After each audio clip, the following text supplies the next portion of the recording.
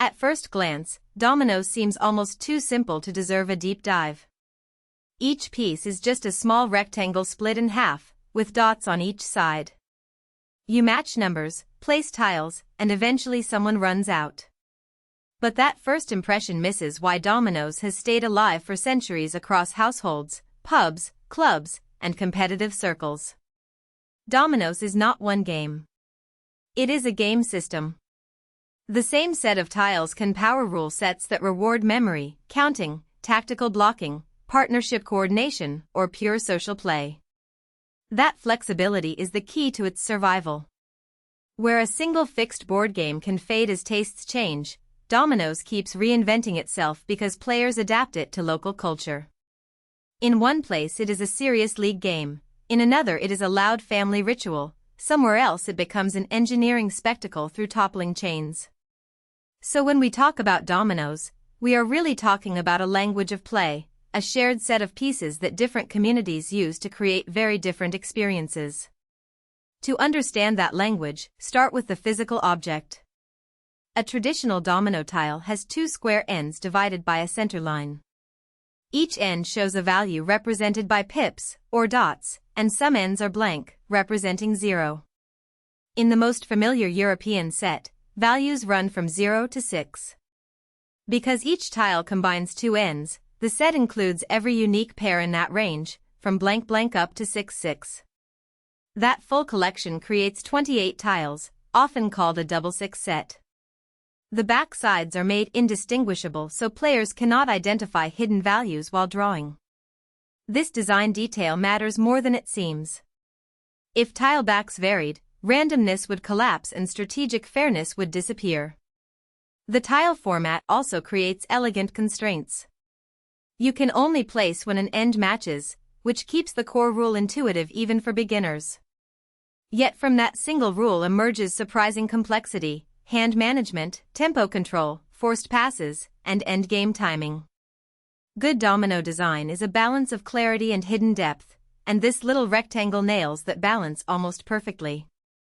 Historically, Dominoes carries a fascinating puzzle. The earliest known mention appears in Song Dynasty China, where written references show tile-based games already in use.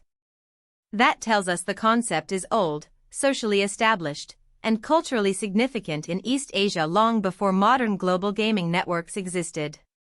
Centuries later, what we now recognize as modern European-style dominoes appears in France in the mid-18th century. The complication is that Chinese and European domino traditions are not identical in structure or use. Historians have proposed two broad explanations. One is independent development, different cultures discovering similar tile logic separately, as often happens with games and tools. The other is transmission through contact, with ideas moving from China to Europe, possibly through travelers or missionaries. The problem is evidence. We have plausible pathways, but no confirmed document that closes the case. So the origin story remains open. That uncertainty does not weaken dominoes' history, it actually makes it richer, because it reflects how cultural artifacts often travel, through practice first, documentation later, and certainty sometimes never. Even the word domino opens another layer of history. The likely source is not mathematics or the number 2, despite modern words like polyomino that make that guess tempting. Instead, the name is thought to come from a Venetian carnival costume, a dark hooded robe often paired with a light mask. The visual contrast resembled the high contrast look of many domino pieces, and one specific tile, the double one, has even been compared to a masked face. Whether every detail of that story can be proven or not, the naming pattern fits how games are often labeled, by visual association and social context rather than technical logic. Names attach where people experience the object, not where theorists classify it. This matters because dominoes has always been both material and social. It is a set of objects, yes, but also a table ritual, a sound pattern of tiles hitting wood, a language of challenge and response. The name surviving over centuries reminds us that games are remembered through atmosphere as much as through rules. Once you move from history into gameplay families, Dominoes reveals its real power. The most important distinction is that many variants share tiles but redefine goals. In some versions, your main objective is shedding, get rid of all your tiles first. In others, scoring dominates, you may not win immediately by going out if your point totals lag. Some formats prioritize direct matching flow, while others add arithmetic conditions to score on exposed line ends. This creates radically different decision-making. A beginner in a shedding game might simply play any legal tile quickly. An experienced player in a scoring game may hold a playable tile on purpose, waiting for a board shape that yields points. That means skill in one domino game does not automatically transfer cleanly to another. You bring pattern recognition and tile awareness, but strategic priorities can flip. Dominoes is best understood as a toolkit that designers and communities keep remixing. Same pieces, different incentives, different psychology, different social rhythm.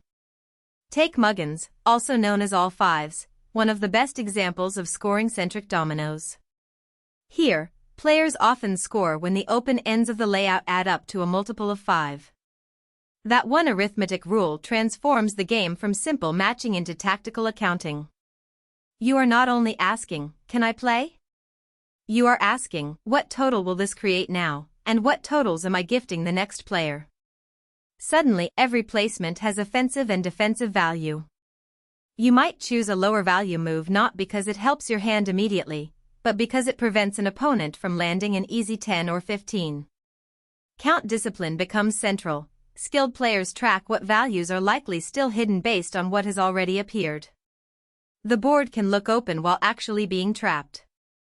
Muggins demonstrates why dominoes rewards mental stamina. It is a numbers game without feeling like homework, because arithmetic is embedded in tension, timing, and the constant risk of enabling someone else's score. Now compare that with 5s and 3s, especially popular in British pub and league settings.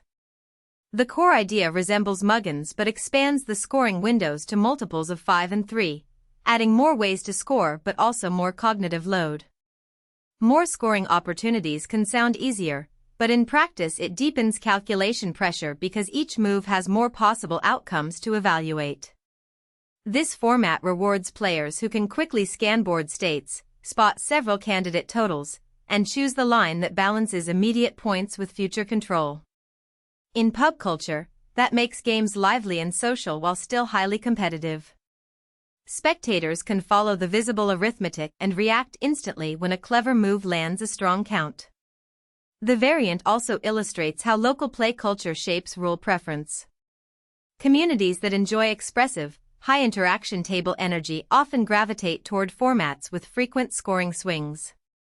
Dominoes here becomes a social performance of wit and nerves, not just a private optimization puzzle. Partnership-based variants like Domino Whist and Texas 42 introduce another layer, communication without speaking. Because open coordination is restricted, partners signal through timing, risk profile, and board steering. If you aggressively close one branch, your partner may infer you are protecting a value range. If you pass in a moment where several plays looked possible, that pass itself becomes information. This gives domino partnerships a feel similar to trick-taking card games, where trust and inference matter as much as raw hand strength. Texas 42, in particular, is often discussed with near-card game vocabulary because bidding and trick logic blend with domino mechanics. That hybrid character is part of domino's adaptability. It can imitate card strategy while keeping tile identity. For players, partnerships also change emotional texture, victories feel shared, mistakes feel public, and long-term duo chemistry can outperform short-term tactical brilliance. In that sense, dominoes is not only about pieces on a table, it is about reading people under uncertainty and building coordinated judgment over time. Then there are modern social variants like Mexican Train and Chicken Foot, which became especially popular for mixed skill gatherings. These games often lower the intimidation barrier by giving each player a clearer personal line to develop while still interacting with shared structures. That design choice is brilliant for inclusivity. New players get enough autonomy to avoid feeling lost, while experienced players still find tactical depth in timing, block management, and train access decisions. The social effect is important. Dominoes remains intergenerational partly because these formats allow grandparents, teenagers, and first-timers to sit at one table without collapsing the game pace. Variants that scale well across skill levels preserve game culture better than formats that punish novices immediately. Mexican Train also highlights a broader lesson in game design. Complexity should be optional, not mandatory. Players can begin with basic matching competence and gradually absorb deeper strategic patterns, which keeps sessions engaging over months and years rather than a single novelty night. Outside competitive play, dominoes also evolved into physical spectacle through toppling. Domino toppling uses upright tiles arranged in long chains or elaborate patterns so that one push triggers a cascading reaction. Technically, this is no longer a conventional game with scoring opponents, but it is still domino culture because it repurposes the same object constraints: size, spacing, friction, weight distribution, and sequential transfer of force.